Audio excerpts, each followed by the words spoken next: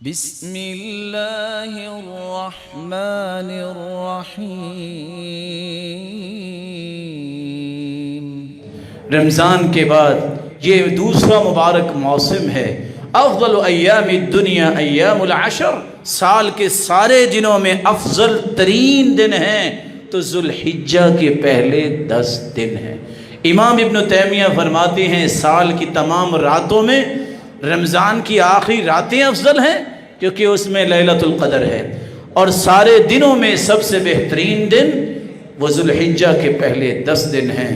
حدیث میں آتا ہے ان 10 دنوں میں کیا گیا عمل سال کے تمام دنوں سے افضل ہے۔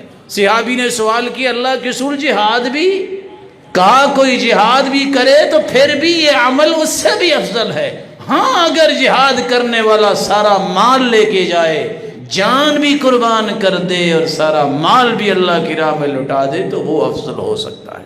اس لیے 3 کام ضرور کیجئے گا آج اور کل۔ ویسے تو مسلمان کی عادت یہ ہونی چاہیے صحابہ کرام کی طرح ہر جمعے کو اپنے آپ کو ٹھیک ٹھاک کرتے، ناخنوں کو کاٹتے، بالوں کو درست کرتے، کیونکہ یہ دن جو ہے یہ انفرادی اعمال کے لیے ہوتا ہے۔ اللہ کے رسول صلی اللہ علیہ وسلم نے اسی جمعے سے پہلے حلقے لگانے سے منع کر دیا، آپ حیران ہو جائیں گے۔ کس طرح ترمذی، نسائی، ابن ماجہ اور ابو داؤد کی روایت ہے کہ جمعے سے پہلے اللہ کے رسول نے حلقے لگانے سے منع کر دیا، حالانکہ حلقے لگا کے دین ہی سیکھنا ہوتا ہے۔ کیوں انفرادی اعمال کریں؟ سب سے پہلے باجماعت نماز پڑھیں اور پھر اللہ کے ذکر میں مشغول ہوں، اشراق پڑھیں اور سورۃ الکہف کی تلاوت کریں۔ 8 دن تک روشنی مل جاتی ہے، اللہ گناہوں کو معاف کر دیتے ہیں۔ غسل کریں، مسواک کریں، خوشبو لگائیں، وقت پہ جمعہ پڑھنے آئیں۔ ان سارے اعمال کے لیے اللہ کے رسول صلی اللہ علیہ وسلم نے ترغیب دلائی ہے۔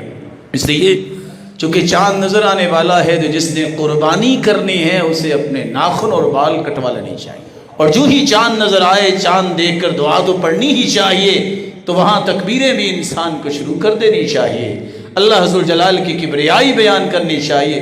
کتنا ہی اچھا ہو یہ 9 دن کے روزے رکھے جائیں، جیسا کہ اللہ کے رسول کان یصوم 9 ذی الحجہ، اور اگر 9 دن کی ہمت طاقت نہیں ہے تو 9 تاریخ کا روزہ رکھیے گا، جس سے اللہ کے رسول صلی اللہ علیہ وسلم نے فرمایا 2 سال کے گناہوں کو اللہ معاف کر دیتے۔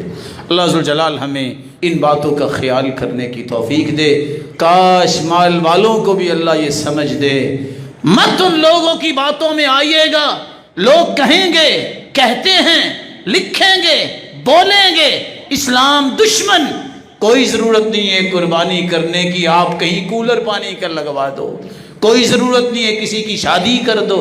صحابہ کرام کو اس کا حکم نہیں دیا گیا شادیاں بھی کرو، کولر بھی لگواؤ، لیکن قربانی کے بارے میں حکم یہ ہے من كانت له سعة فلن يضحي ولا يقربن مصلانا، جس کے پاس طاقت ہے قربانی نہیں کرتا وہ عید پڑھنے بھی نہ آئے۔ اللہ کے رسول نے فرمایا ہے ہر گھر پہ قربانی ہے جس کے پاس طاقت ہے۔ گھر میں کو 10 افراد بھی ہیں تو 1 قربانی کر سکتے ہیں، سب کی طرف سے طاقت ہے تو آپ 100 بھی کر سکتے ہیں۔ اللہ کے رسول نے 100 اونٹ قربان کیے۔ اور عید کے دن مسکینوں کو محروم نہ کیجیے گا۔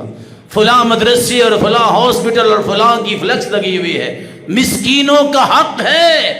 صحیح مسلم کی روایت، مسکینوں تک پہنچائیے گا، یہ کھا لیں، ان کو محروم نہ کیجیے گا۔ دین کا کام دین کی حقانیت سے کیجیے، مت عصبیت کا شکار ہوئیے، صرف اللہ کے رسول کے دین کو آگے لے کے جائیے، مسکینوں کا خیال کیجیے گا۔ اللہ ہم سب کو توفیق سے نوازے۔ وآخر دعوانا